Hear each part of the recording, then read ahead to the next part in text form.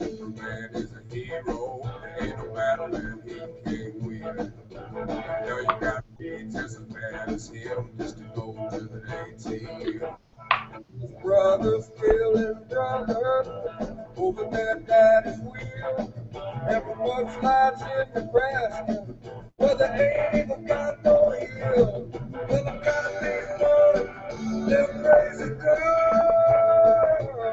They just don't survive to a crazy world.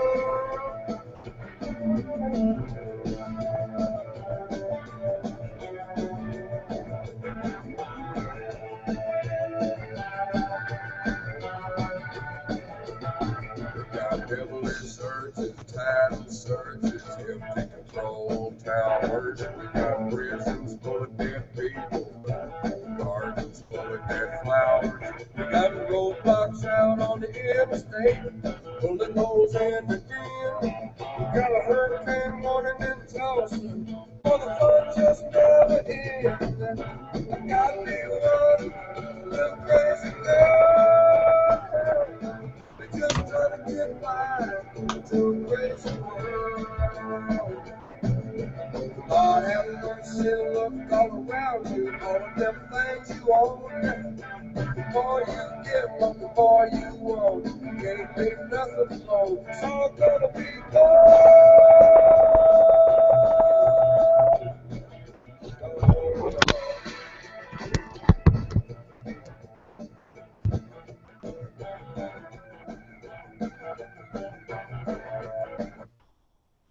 Greetings to everyone all across America. This is Tucklone and Shoba, and I'm presenting to you tonight Richard G. Medlock. I call him Mr. Wizard. And before we get started with tonight's program, I want to make one announcement. In case SME, BCI, BMI, ASCAP, or anybody else wants to shut us down because of the music I'm using as bumper music, I have 3 attorneys, and I will sue you. My name is Tucklone and Shoba. My company's name is Go Shield Entertainment Group, LLC. We're a bona fide licensed company, and I'm licensed by the Federal Communications Commission. That being said, take it away, Richard. Hello. Thank you, Tucklone. And hello, fellow Earthlings. We are back Thursday night, April 2nd, or Thursday afternoon, afternoon, could be morning, where some of you could be. We're broadcasting on YouTube live stream. You can go to YouTube, type in World Reality with Richard G. Medlock, and join us there, or on the different streams that are going on. If you see this in a podcast, you can still go there and watch it at any time or listen at any time on Spreaker. A lot of things going on today. A lot of things went on yesterday. A lot of things we didn't get to Tuesday night that are still important today. So we're going to try to cram a lot of things in here tonight. If you see me looking toward my right, that's where my other computer is. And so I have different screens up there. But let me just start out and say Obama and his administration has legitimized a totalitarian and terrorist regime today. So they have told the world, this is somebody we need to take seriously, they're good people, and let's recognize their government and invite them into your living rooms. This is basically what he has done. Now, there's a reason I'm saying that. And some people think I'm off the wall, but I'm going to present some things to you tonight that's going to show you that this was part of the end game that Obama had put in place prior to 2004, before he gave his speech at the Democratic Convention nominating John Kerry and he became a national figure. So we're going to put some things in place. Those things did not change, not one bit. So this is part of the end game, and as we put the pieces together, you're just going to scratch your head and say, why didn't I see that? And we can help you understand why you didn't see that, because of many reasons, and we'll get to that. The Religious Freedom Act, or acts that are out there. Right before we came on the program, a story popped up that Governor Pence in Indiana had signed the revised Religious Freedom Bill. I think Arkansas is redoing theirs before they sign it, Governor Hutchinson. We're going to talk about that a little bit. But let's talk about some other things first. Our condolences go out to the family of Gary Dahl. He was 73. He passed away several days ago. I think it was last Friday or Saturday. But he wanted the announcement of his death held until April Fool's, or yesterday. Now, you're probably scratching your head saying, who is Gary Dahl? Why is Richard Medlock even bringing him up? Tucklow, do you know who Gary Dahl is, D-A-H-L? No earthly idea. Alrighty, then I'm going to bring you down to earth, or throw dirt in your face, or whatever. Gary Dahl, in 1975, came up with one of the most fantastic marketing plans ever on the planet of the earth, the Pet Rock. Oh, I read that. Oh, I didn't remember. Oh. See, it wasn't important to you, was it? Smacking myself in the head. I should have known that. Yeah, well, you don't get your cookies tonight. So, well, I don't. I became diabetic, so I don't get to eat them. But anyway, he passed away. For those of you that weren't around in 1975, when this phenomenon came out, he was out of Oregon. He took a trip to Mexico. He was a salesman. Took a trip to Mexico and bought a bunch of Mexican sea rocks for a penny a piece. And he set up, he started getting this idea, and so he came up with this pet rock. Came up with a package, instructions on how to take care of them. You could name them. All this, it was fantastic. I mean, it was so fantastic. My wife and I went out and bought one just to say we had one. It was that crazy. So he made just a ton of money and woke up a lot of people in marketing on how to package and to sell things, especially that had no meaning to anybody in their life. Now, this phenomenon didn't last that long, but it lasted long enough for Gary to make a ton of money. And so anyway, he just passed away. Phenomenal, overall was a phenomenal person. So go from there. And then just on the lighter side, I have to share something with you. For all of you that are worried about what's on TV, well, don't worry anymore. I mean, if you were getting bored by, coming shows or shows on, and we're going into the summer season and it's nothing but reruns, well, there's some new programs coming out. And no, George, I am not making these up. You can go research this yourself. Some people think I make things up a lot. I couldn't make this up. This was beyond my thinking. The first show is called The Real Pugs of Portland. The hairy hijinks of the hippiest breed in Portland are sure to leave you breathless and drooling. From dog park drama to the hottest local fire hydrant, get inside the lives of PDX's most provocative pugs. So, Real Pugs of Portland, TV show. Next show, Clawed City. Follow two feisty felines as they take a nibble out of the Big Apple. Will they claw their way to the top or make a mess of all 9 lives? Now, folks, excitement is coming to TV. Bone Appetit. Watch as the animal kingdom's most ambitious chefs complete to please the most difficult pet palates. I have to slow down just to read this. It's complicated. Oh. Who will be crowned the king of kibble, and who will end up as fish food?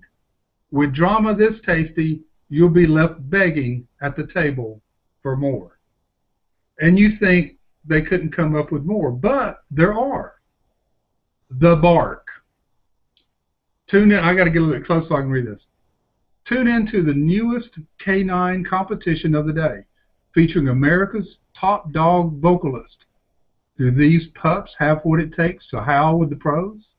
Featuring celebrity call judges Simon Meowwell, Furry Connick Jr., and Farrell. So the Bark is coming. The next one and last one, ladies and gentlemen, the Mew, M-E-W. Your favorite felines can start their day with the necessary balance of grooming tips and news with the opinionated and often controversial cats of the Mew. Watch as these 5 outspoken kittens paw over the hottest topics of the day. So, ladies and gentlemen, there is life beyond normal TV. Where are those going to be shown? Hulu. Hulu has expanded, and it's called Hulu Pets.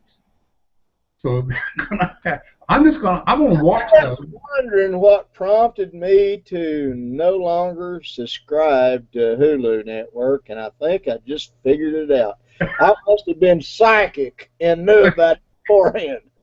And you're out there with a barn full of animals, and you don't want to put a big screen out in the yard and let your animals watch these things? No, I got enough problems. They're all psycho to begin with. I don't want to make it worse.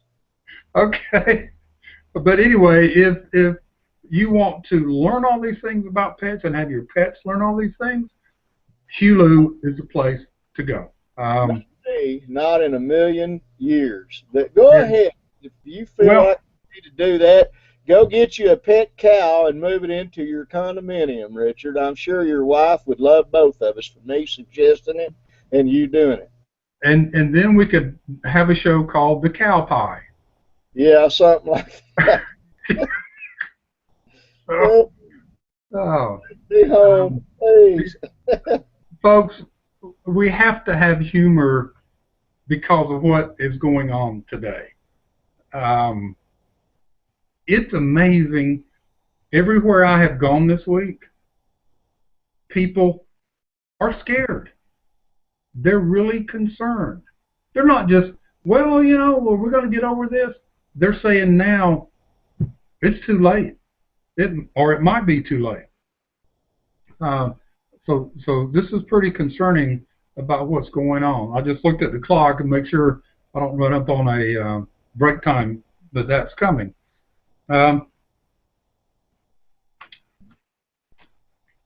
We the people of the United States, in order to form a more perfect union, establish justice, ensure domestic tranquility, provide for the common defense, promote the general welfare, and secure the blessings of liberty to ourselves and our posterity, do ordain and establish this Constitution for the United States of America. Not of the United States, but for the United States. If you've followed this program over the years, you know that I am a constitutionalist conservative. I will defend the Constitution to my dying dying death, yeah, dying breath. It was organized and written by men that were inspired, that knew exactly what they were doing. And it's interesting to see the number of people out there now starting to refer back to the founding fathers and how they set this up. It was genius at work. And they set it up to prevent, or try to prevent, what is happening in this country today. And when this country was founded, when the Constitution went into place, when it was ratified by the 13 colonies, it was the only republic democracy on the face of the earth. And that spread. Other countries started looking at this. They might not have become exactly like us, but they made some changes in how they did things. We were successful. In 50 years, we became the wealthiest nation on the face of the earth because of a free market system. The government just protected the people and let the people do what they were good at doing. That is being trampled upon left and right today. We look at, let me just read some things that you might want to put in context of what is happening with our government today.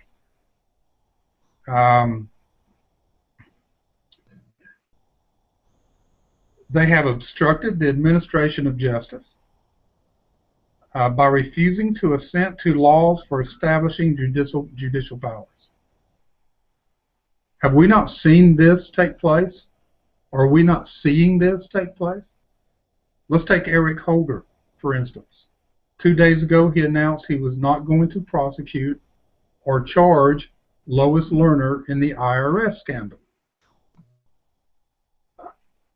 Okay. Eric Holder, when he first took office, dropped charges against the Black Panthers in Philadelphia that blocked white people from going to their voting booth. They scared them away. He dropped charges. Oh, they didn't do anything wrong. Now, if that had been white people blocking blacks, they would today be in jail. A little hypocrisy there that has continued. Judges. We have seen very liberal judges put on the bench. And what this has led to today is going to the courts for remedy has become more and more difficult to achieve in the United States.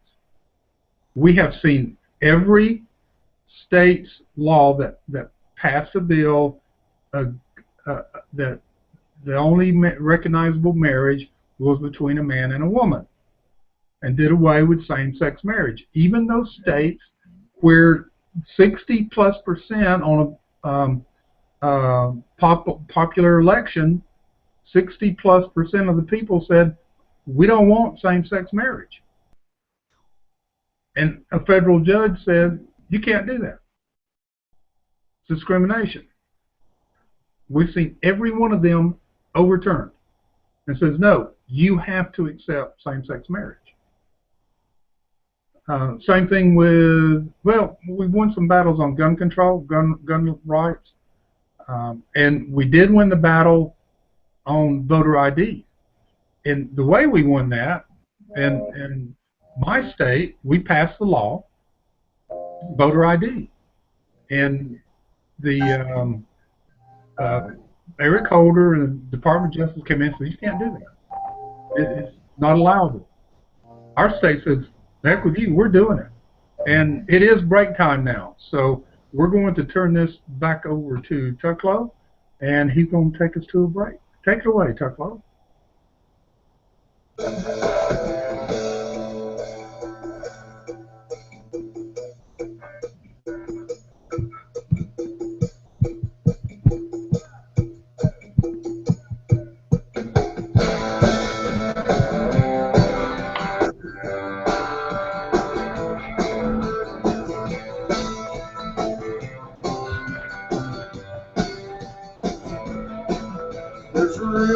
line like between love and hate. And right in the middle is a real hard place. Sometimes you want me and sometimes you don't. And it's harder to leave when there's nowhere to go. Yeah.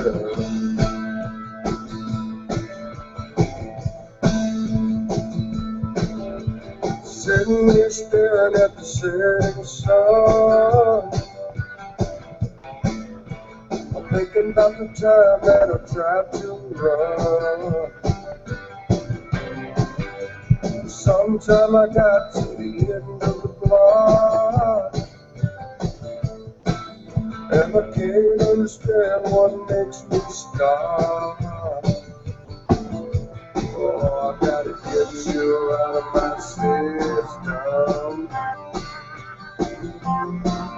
Gotta get you out of my system before I go out of my mind.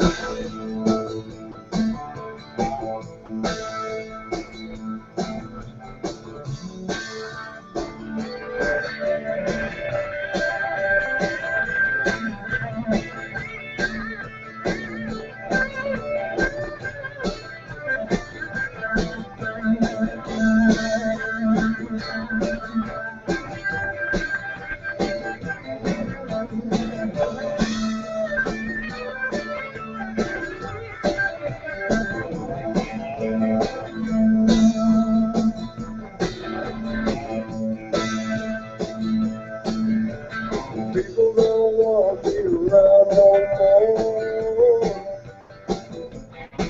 'Cause I'm about as much fun as a third world war. But I can feel the wheels turning, I can hear the clock tick. Wondering what I could get from here with the 30-06. Oh, I gotta get you out of my system. I gotta get you out of my system before I go out of my mind.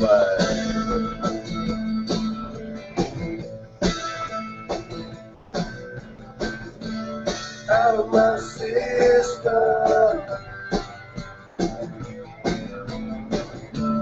Out of my system. Out of my system. Out of my system.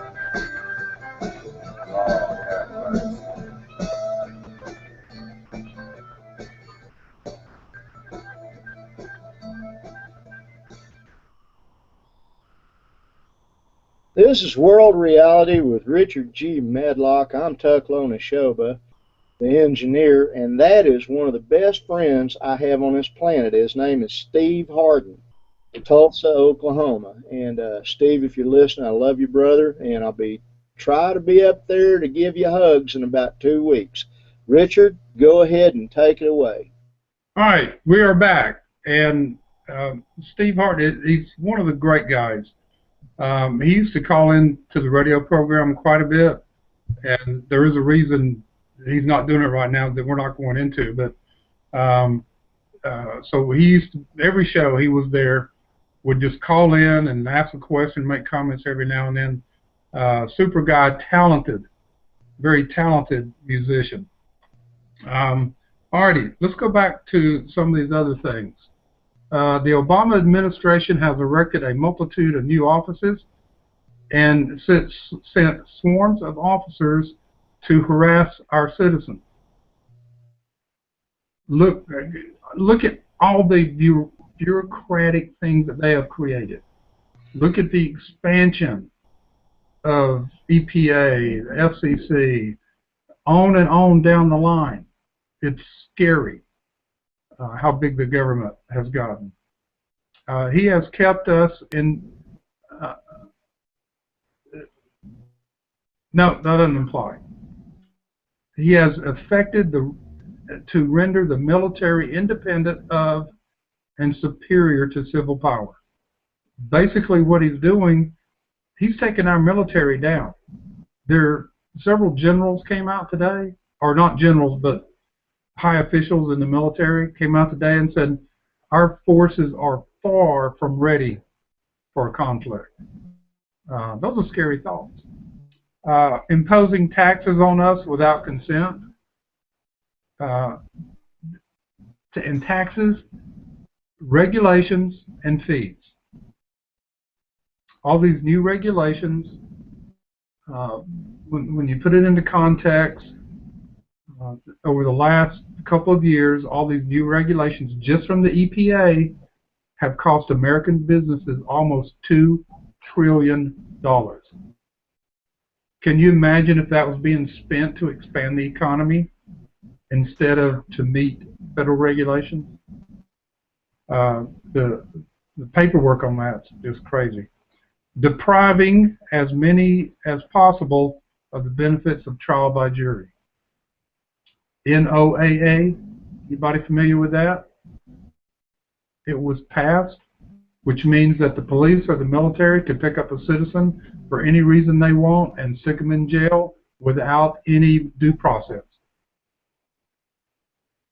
Yeah, but we have that in America now.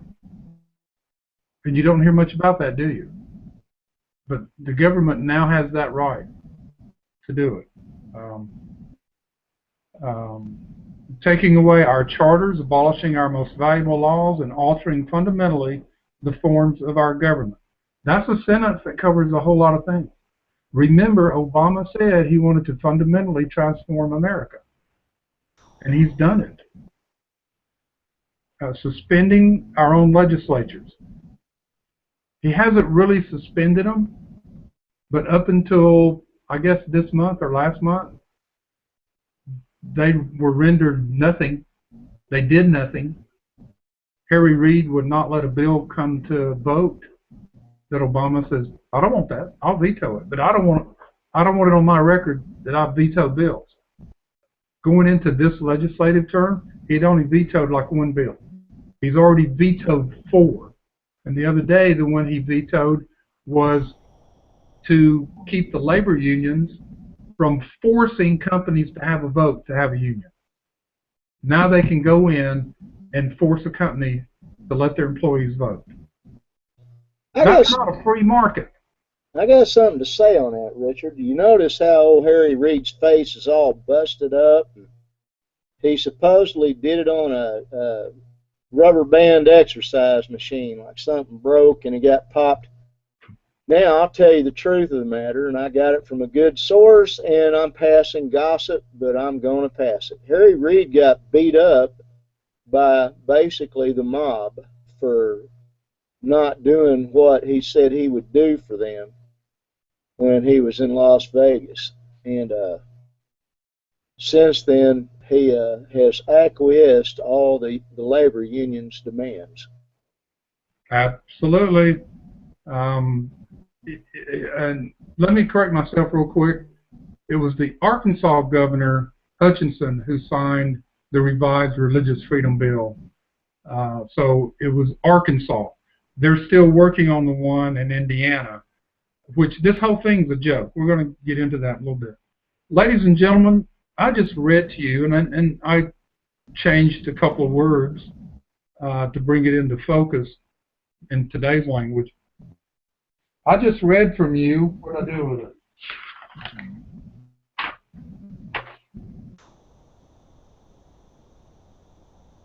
Yeah, that's what I just read from. the Declaration of Independence. I read you redresses that they listed there that the king was doing to them. And those things are happening in America again. And what are we doing about it? Nothing. You know, we have gotten to a point where, you know, you look at the definition of tyranny. Tyranny is when the people are afraid of the government. And freedom is when the government's afraid of the people. And they're not afraid of us. We're afraid of them. Look at the companies that have capitulated on wanting to go take their corporate headquarters overseas so they could save tax dollars and keep their businesses going. And they were threatened. If you go, and then they went there, and IRS changed the rulings and all this stuff, and some of the major corporations that were leaving were threatened by the government, and they didn't leave. And it's going to cost the one company, what's the name of it? Major company. But anyway, it's going to cost them now another $450 million in taxes that they could have saved to increase their business. Now, they had left their business here in the country, and I saw a push the other day that said, okay, if a United States company moves their headquarters overseas, don't buy their goods. Yeah, well, that makes a lot of sense, doesn't it? Especially if they're the only ones that make it. So there's a lot of non-common sense going on in this country, and I hate to see that. I want to address, before I get to this Iranian thing, a little bit about the economy. We got time. The economy, ladies and gentlemen, in one word, stinks. Yeah. I know a lot of business owners. We talk all the time, and I ask them, how are things going? And they say, we wish it'd get better. We really do. McDonald's announced they're going to raise their employees' wages $1 an hour, $1 above minimum wage. So if they were making $8 an hour, they're going to go up another 25 cents. But $1 above minimum wage. Now, this is just for McDonald's corporate employees. This is not, the franchisees do not have to abide by this. In Seattle and in San Francisco, they passed these ordinances that everybody has to raise salaries $15. It has been nothing but a total failure in Seattle, especially restaurants. They're going out of business. And the employees are sitting there going, wait a minute, especially the servers, hey, I made a whole lot more than that on tips. So you messed me up now. And then the employer says, I'm not giving you free food. You got to buy your food now. And you've got to go out here and buy your own parking spot, pay rental on it. So in essence, they lost money. They were taking home less money after all that. Plus, restaurants went out of business. I talked to my friend today at the restaurant, and I says, what would a $15 an hour wage to your business mean? He says, two things. I'm either going to shut down, or I'm going to be working, well, three things. I'm going to be working, running this place with only 3 people instead of 7. And he's a very busy restaurant. And the other thing is, or I'm going to have to jack my prices up so high, nobody will come in here and pay it. This is the negative effect here. And I listened to a lady argue about this, a total diehard communist liberal, argue about this the other day. I think it was last Friday. And she came down to the bottom root here and said, capitalism was not made for small businesses, it was made for mega corporations. and small businesses have no business being in business in the first place. I about fell out of my chair. That wasn't Sheila Jackson Lee, was it, from Texas?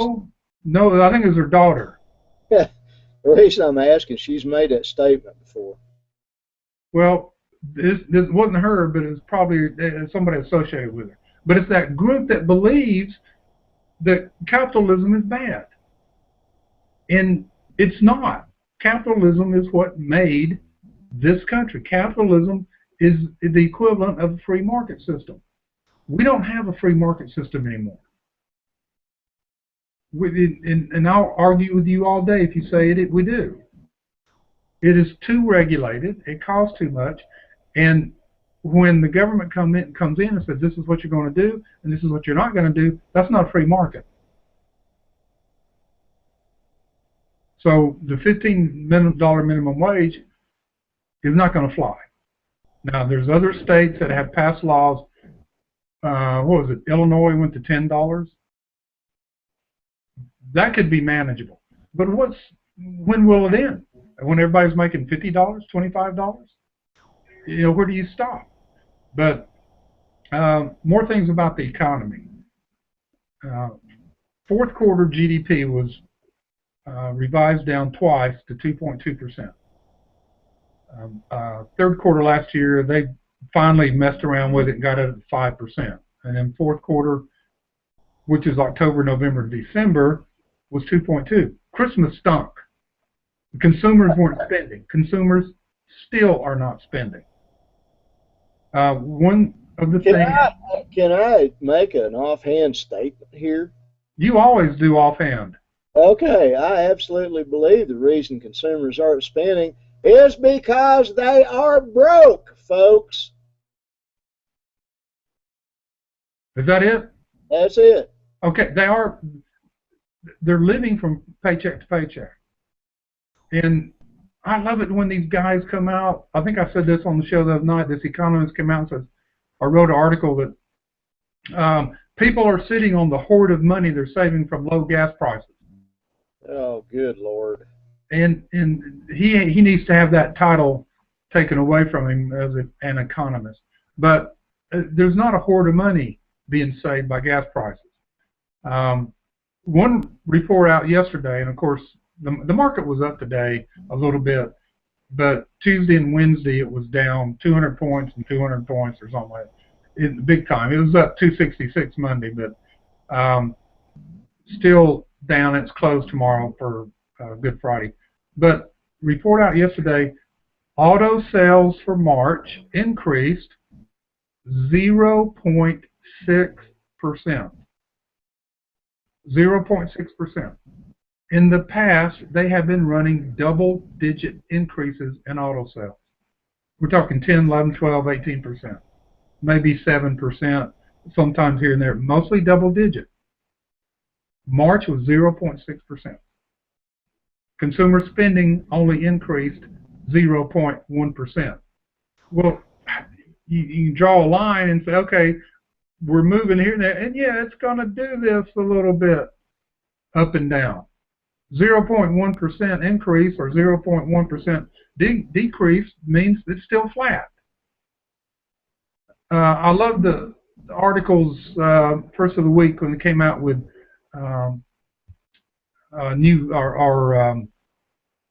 existing home sales were up 1.7. They jumped 1.7%. Well, hello, they've been down for the last 5-6 months. So 1.5% jump, that's nothing. Got a lot of catching up to do. And speaking of catching up, we got to catch up with this commercial. So ladies and gentlemen, don't go anywhere. We're still here. We'll be right back.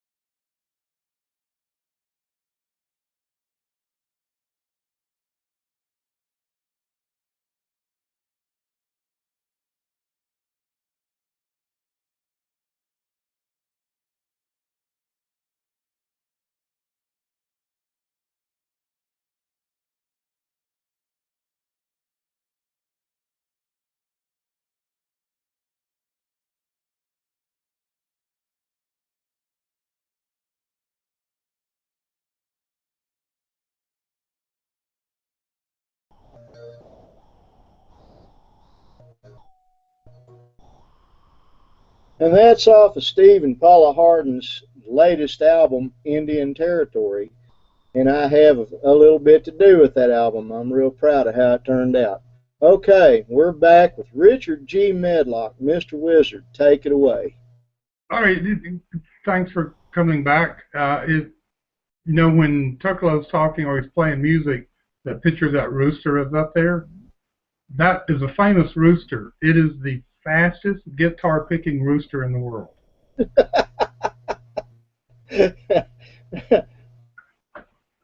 So, and Tucklow owns it. It's also the biggest eating guitar-picking rooster in the world. Alrighty, while we were on break, this came out. Indiana, Arkansas passed revised religious objection laws. Lawmakers in Arkansas and Indiana passed legislation Thursday that they hoped would quiet the national uproar, and it's not. And we'll get into that. Over new religious objections laws that opponents say are designed to offer a legal defense for anti-gay discrimination. The Arkansas House voted 76-17 to pass a revised bill.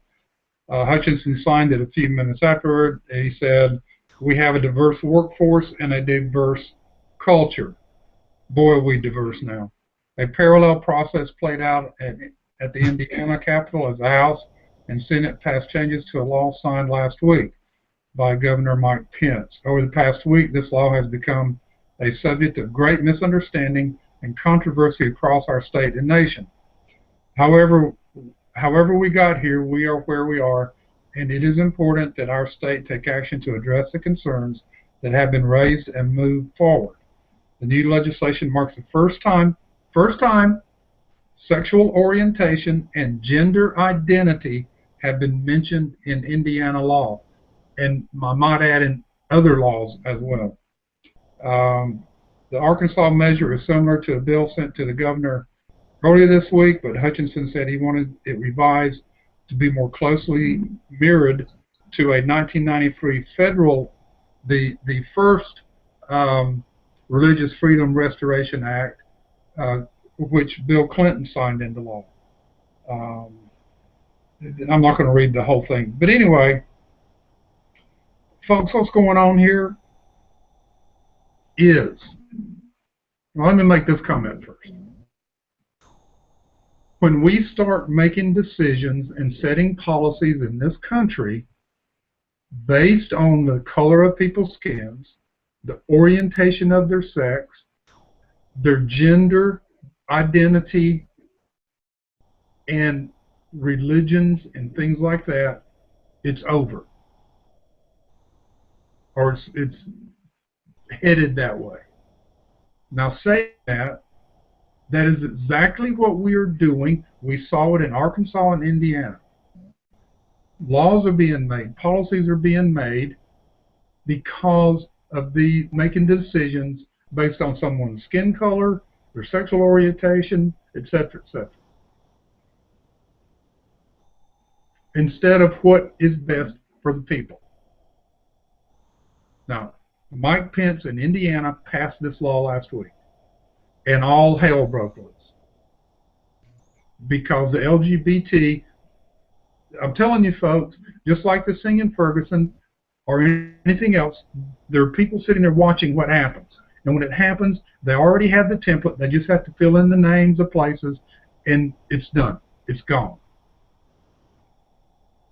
And I bet you that some of those protesters that were sitting out in Indiana, some of those protesters were SEIU members or other union members. They were paid to be there. And this whole thing is a travesty. This was not a protest about protecting LGBT. This was an attack on Christian religion and the right of someone to make a decision in their life to protect their standards. Now, I've heard both sides of the argument. I've made both sides of the argument. And I've owned businesses. I've refused business to people, but it's because of not their color or sex or anything like that. It's because I knew I wouldn't get paid. All right. The bottom line is the bottom line. Absolutely. And it's just like that pizza parlor in Indiana, that Memories Pizza. I saw the tape today of what that girl said. And she says, well, hypothetically, if they came in here and wanted me to cater a same-sex marriage, I wouldn't do it. And they attacked her left and right. Matter of fact, a coach or an assistant coach at a high school somewhere or college text who's going with me to Weatherton, Indiana, and burn the pizza parlor down. Well, they got suspended. They didn't get fired. They should be arrested and said, you threatened to burn down somebody's business, you need to go to jail. Period. It used to be when you threatened somebody like that, you went to jail. You got arrested. But no, they're liberal. They're not going to get picked up. So we're sitting here, this battle of morals and values just took a big step escalation this week over bills that 20 other states have bills just like them, and one of them is Connecticut, and the Connecticut governor ripped Mike Pence like crazy. The coaches of the University of Connecticut said they will now not attend the Final Four, which is being held in Indianapolis. Fine, I go. Businesses in Indiana said, we will pay for our employees to go to another state. We're going to move our headquarters. Fine, go. That's going to cost you an arm and a leg to pick up your business and move it, and to move your employees. I mean, that is just totally, absolutely stupid. And then Walmart put the pressure on Governor Hutchinson in Arkansas. I mean, Walmart is Arkansas, period. So they put pressure on him. He came out yesterday, made a fabulous statement. And all these CEOs, of course, Tim Cook was the first one to come out, which didn't surprise me because Tim Cook is gay. He's announced it, so it's not like I'm revealing anything. And all these other CEOs are coming out. Oh, we're not going to Indiana. We're going to pull our businesses. We're going to boycott them. Da da da da da. Fine.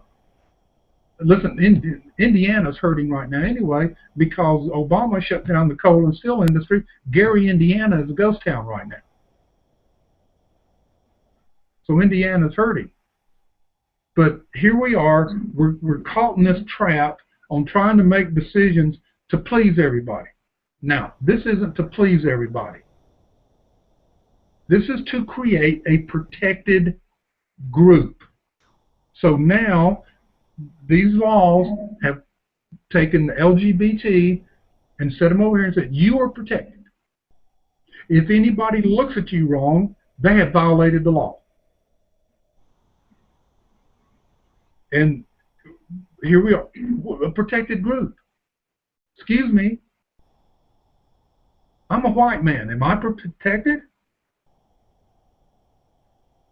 Probably not. This gets to the point. Our protections under the law are just walking away, sitting out here being put on a cloud and drifting away. And that's what's happening in America. And this craziness, total absolute hypocrisy that we have seen this week from the ACLU, from the federal government, from state governments, from idiotic people making statements on TV and on radio. I was listening to one the other day driving down the road, and the host asked the person, have you read the bill in Indiana? Have you read it? Well, no. Well, how do you know what it says? How do you know what it means? Well, but you haven't read the bill. No. Then why are you making any comment about it if you don't know anything about it? Because LGBT needs to be protected. Well, how do you know they're not protected in that law? You haven't read it. And we look, let me the ACLU's hypocritical defense of laws that violate religious liberty. Now, the American Civil Liberties Union has nothing to do with protecting the Constitution, protecting anybody's religious liberty. It's an atheist organization. It was founded by an atheist with the intent to shut down religions in this country. And they've done a lot. They've won. What's the other one? What's the other? I'm looking for the other headline. I don't see it right now. But this is total hypocrisy. Has nothing to do about LGBT. It has to do about reducing the rights of people to practice their Christian religion. And I'm making that difference about a Christian religion because they're not attacking Muslims. They're not attacking atheists.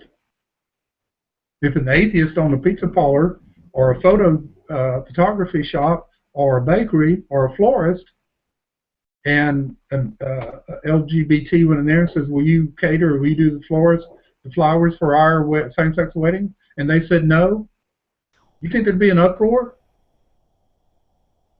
They have targeted specific photography, bakeries, and florists that are Christian to go after them. And we've seen 2 lawsuits in New Mexico, and a florist and a bakery were shut down because the judges ruled you discriminated against these people, and you can't do that.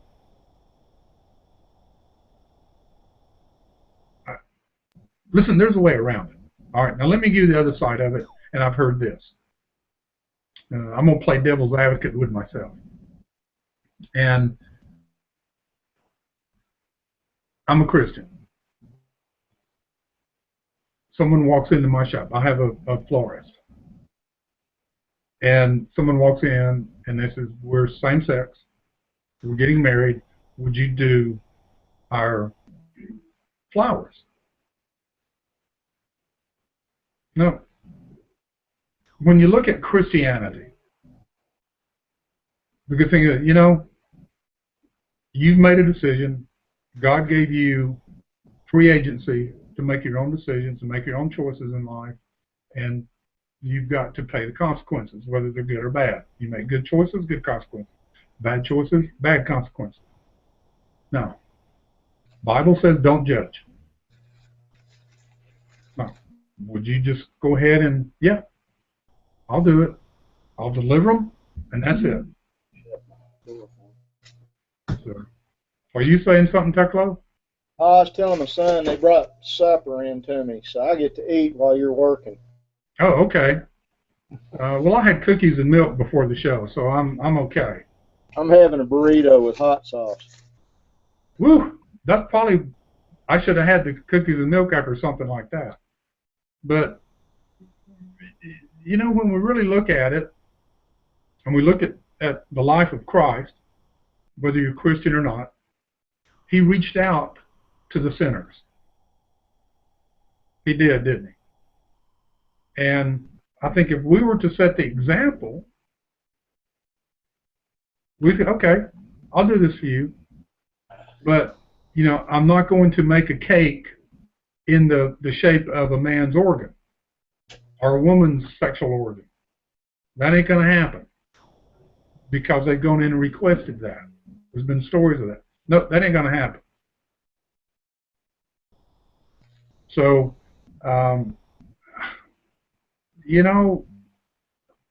but it goes back to what we were saying earlier. We're being forced into making decisions to protect these protected groups so we don't offend them. Well, I'm tired of political correctness. I'm tired of people being offended over nothing just to get their face on the news. If you want to be offended, you will.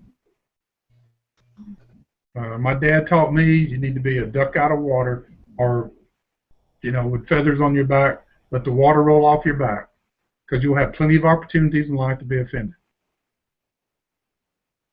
And when there have been times that the offense, I filed lawsuits a couple of times, but it wasn't because I was offended. It's because something was done that wasn't legal.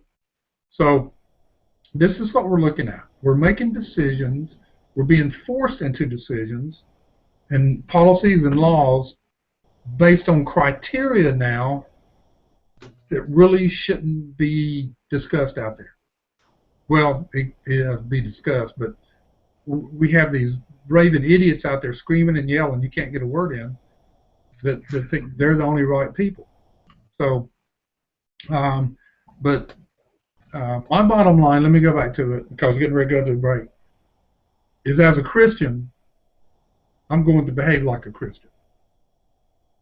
And if you come in and if you're civil, then I'll serve you. I'll do my business with you. But if you want to come in and not be civil, then you'll be asked to leave. As simple as that. And if I think you're there to try to set me up and to try to file a lawsuit, my attorney will be in touch with you before you get to your attorneys. But they're not looking at it from that way. They're not looking at it from a Christian standpoint. They're looking at it from a hate standpoint. And they think all of us hate them. We don't. We really don't. It's time for the top of the hour break. And this is where Tuckla, if we can break him away from his hot sauce burrito, he will play some more music for the break. Is that correct, Tuckla? Well, yes, and you hit it right when you said hot sauce. It was hot. I couldn't get my eyes to open. Is that why that rooster is jumping up and down now? Yeah, my wife brought in some sour cream to go in my burrito, and I just shoot her away, waving my hand up down. My mouth is on fire. But folks, we're going to go to another Harden song. We'll be back in a minute.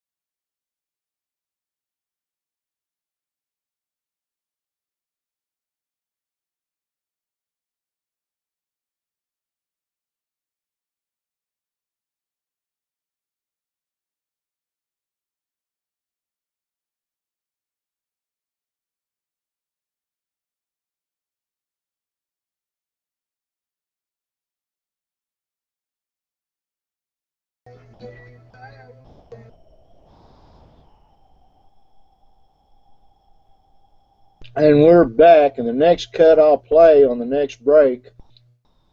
I've long maintained that Paula Hardin is the closest thing you'll ever hear to Janis Joplin, so I'm going to put I Ain't Even Breaking Even up on the board and let y'all judge. Go ahead and take it away, Richard. Well, I love that song. And she rips it, folks. There's a lot of female singers out there right now that wish they could do what she can do. All right, let's move on to Barack Hussein Obama. Today, Obama hails his historic Iran deal. I walked back in the house and I got a thing on my phone that he's getting ready to give a press conference or make a statement. And okay, so I rushed over, turned the TV on, and of course he's never on time, right? He's supposed to be there at 2:15, and it was close to 2:30 before he came out. That's one of the best times he's ever come out with, I think. He's been like an hour late and all this stuff. And then right after him, John Kerry made a statement from Switzerland, which about 2 minutes of John Kerry and you're sound asleep. But anyway, and I keep looking and looking and looking for his complete statement to be on the internet. And I keep looking and it's not there, just bits and pieces of it. And I started listening to it, and in the first minute or two, he had used the word if 2 or 3 times. If this happens, if that takes place, if Iran does this. See, what this is no deal today. This was an outline of a deal. So he goes out and historic Iran deal. It's historic, all right, simply because Obama said so. Period. Now, I want you to think for a minute, go back in history. How many times did we sign deals with Iraq, with Saddam Hussein? Duh. He violated every one of them. How many times were deals signed between Israel and the Palestine Liberation Organization and Hamas? Duh. Violated. Gone. All right. They signed deals to buy time. For 35 years, we've been signing deals with North Korea not to have nuclear weapons. North Korea has nuclear weapons. Really? So we go back in history, and communist and terrorist nations sign deals. They don't care. They'll sign them all day long. I don't know if I can find it real fast.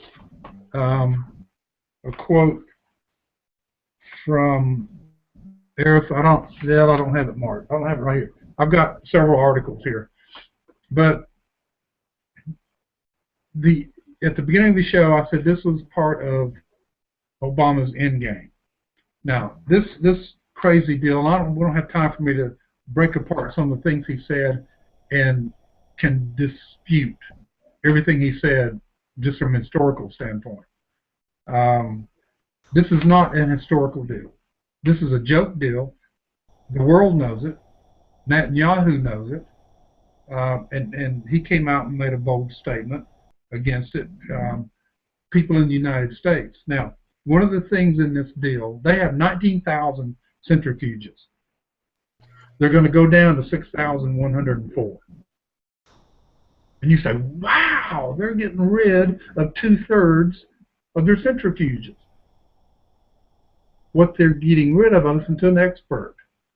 He said what they're getting rid of is their old ones that don't work anymore. They're keeping the real good ones that they have now that are online. Ta-da!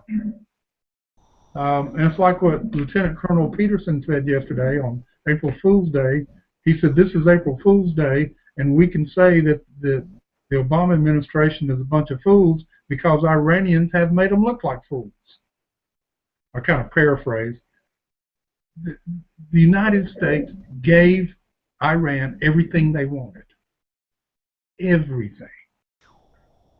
All right, so that's an historical deal. It really is. It is, isn't it? All right. What led this?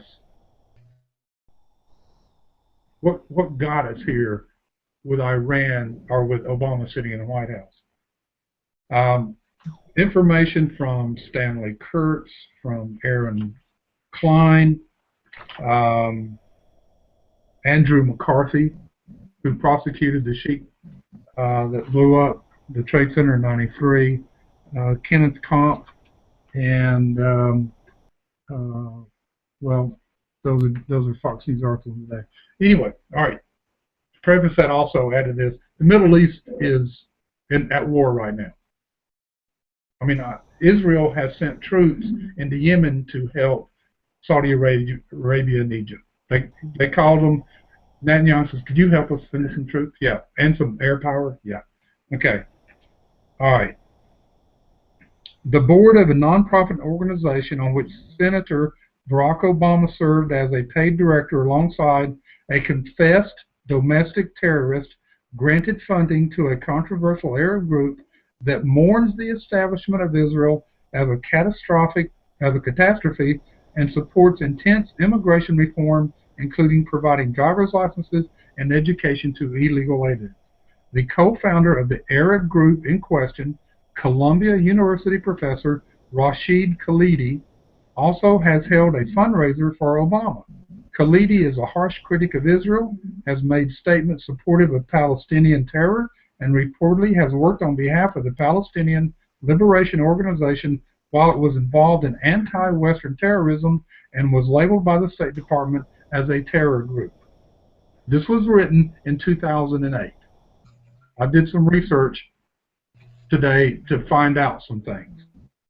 In 2001, the Woods Fund, a Chicago-based nonprofit that describes itself as a group helping the disadvantaged, provided a $40,000 grant to the Arab American Action Network, AAAN, for which Khalidi's wife, Mona, served as president. The fund provided a second grant to the AAAN for $35,000 in 2002. Obama was a director of the Woods Fund board from 1999 to December 2002. According to the fund's website, he was paid $6,000 a year, etc. Obama served on the Woods Fund alongside William C. Ayers, Bill Ayers, a member of the Weatherman terrorist group which sought to overthrow the U.S. government and took responsibility for bombing the U.S. Capitol in 1991. He and his wife, Dorn, what was her name? Dorn, the last name.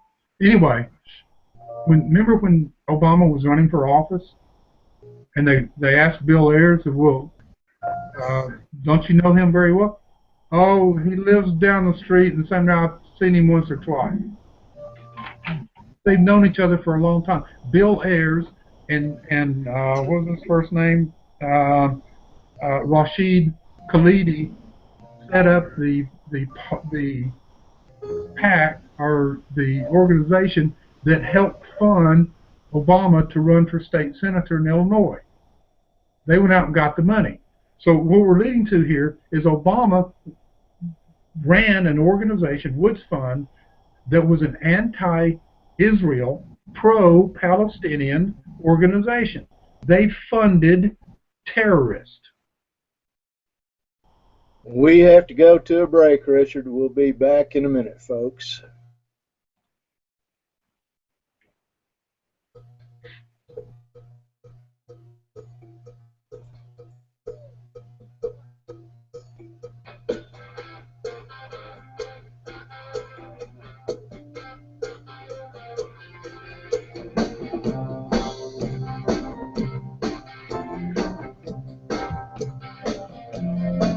I got a 6-room home, no heat, no air. I read the Sears catalog with the light bulb there. There ain't nothing in the book can't afford. Now I know how it feels to be my own slumlord. Yeah, I got holes in my sweater, things I got to get better. But life's just like a hammer, I feel like the anvil. I know life's a gamble, I ain't even breaking even.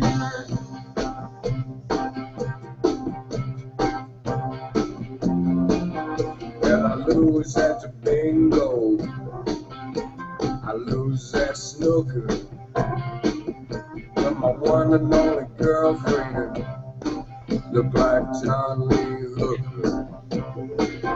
But no matter how I try, I just can't get ahead. Now I know why they call him Grateful Dead. Well, I got a hole in my stocking, my whole world's disembarking, and life's just like a hammer, I feel like the anvil. I know life's a gamble, but I ain't even breaking even.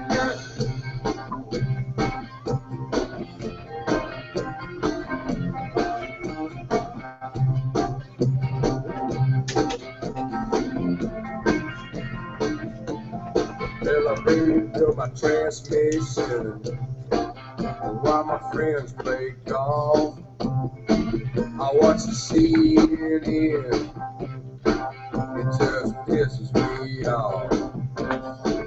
I've been invaded by the spirit of old Gandhi, because I give to the poor, the rich take it from me.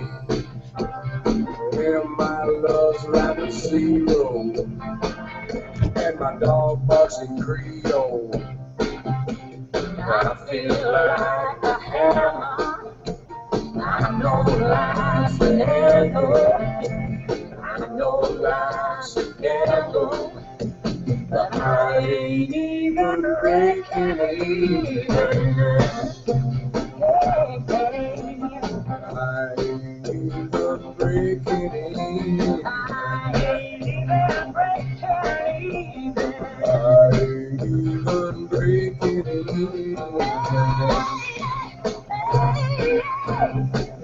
ain't even breaking even. I ain't even breaking even.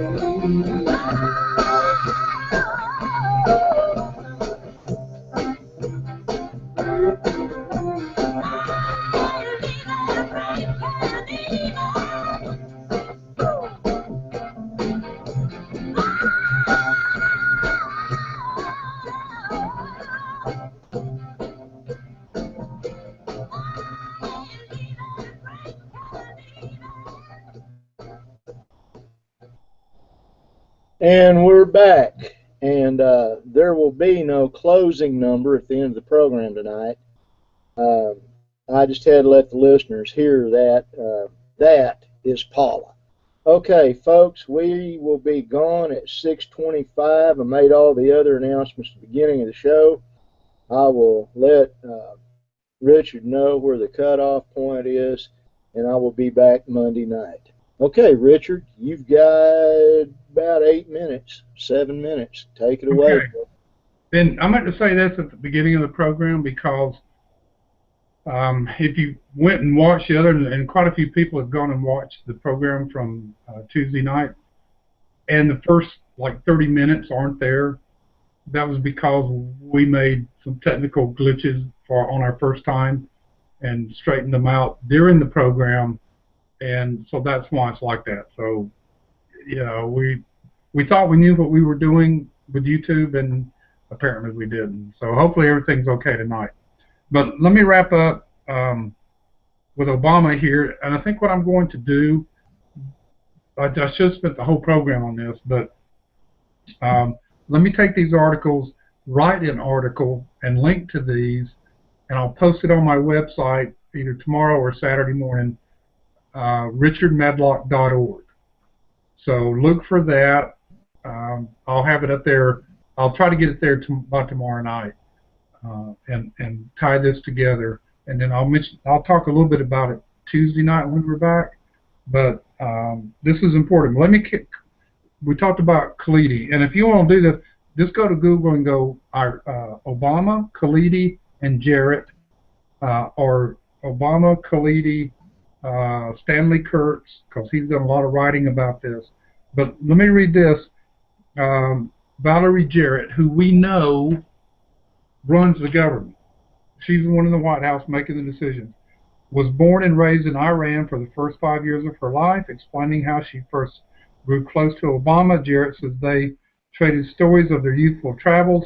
As Jarrett told Obama biographer David Remnick, he and I shared a view of where the United States fit in the world, which is often different from the view people have who have not traveled outside the United States as young children. Through her travels, Jarrett felt that she had come to see the United States with a greater objectivity as one country among many, rather than as the center of all wisdom and experience. So she came to abhor the United States. Khalidi told the Los Angeles Times that as President Obama, because of his unusual background with family ties in Kenya and Indonesia, would be more understanding of the Palestinian experience than typical American politicians.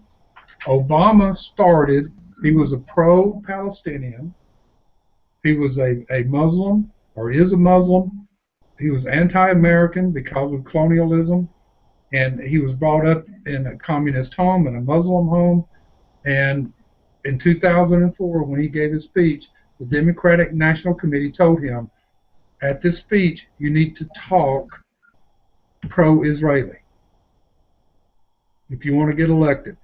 If you want to get elected president, you need to talk pro-Israeli. Once he was elected, it went away. Now, he stood there today, he and Kerry, oh, we are fully behind Israel, da-da-da-da-da, while in the background, the administration is withholding military money and military goods from Israel. So what they say is totally different to what they're doing. So that's crazy. And that's what's bringing this country down. Now, I want to close out. Tomorrow's Good Friday, Sunday is Easter. This is a great holiday, a great time to do self-reflection on where we stand, whether you're a Christian or not. But I've got a little bit of a Christmas message I want to end up with. During the Easter season, we again rejoice with all Christendom and gratefully commemorate the resurrection of our Lord and Savior, Jesus Christ. Words cannot fully describe the magnitude of this miracle that took place within the garden tomb that long ago morning, but the angelic message captured its essence when it said, "He is not here, for he is risen." It was an event long heralded by the prophets, long looked for among the saints of God, long awaited by those in the world of spirits, yet little understood in the world at large, for none before had overcome the grave. The Lord's resurrection completed the process of the atonement that included his sinless life, his suffering in the Garden of Gethsemane, and his death on the cross. The resurrection assured immortality for all, and the blessed atonement providing a pathway to exaltation for those who will adhere to his gospel principle. With the Apostle Paul we exult, but thanks be to God, which giveth us the victory through our Lord Jesus Christ. 1 Corinthians chapter 15, verse 57.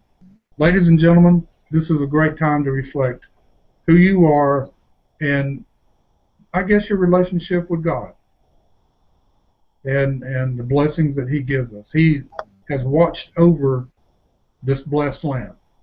He really has. And we should be very thankful, and this is a time of thanksgiving as well as reflection on us. It's just not another holiday. this is a blessed time for Christians for all over the world. And I hope you'll take advantage of it and use it to your advantage and to bless other people, not only yourself, but to reach out and bless other people. And that's all I've got tonight. God bless you. God bless America. And have a wonderful, safe weekend, whether you travel or not. All right, Tucklow, turn it over to you to close us out here. Okay, we're gone, folks. Richard, it was a superb program. Thank you, brother. And we'll see everybody Monday night.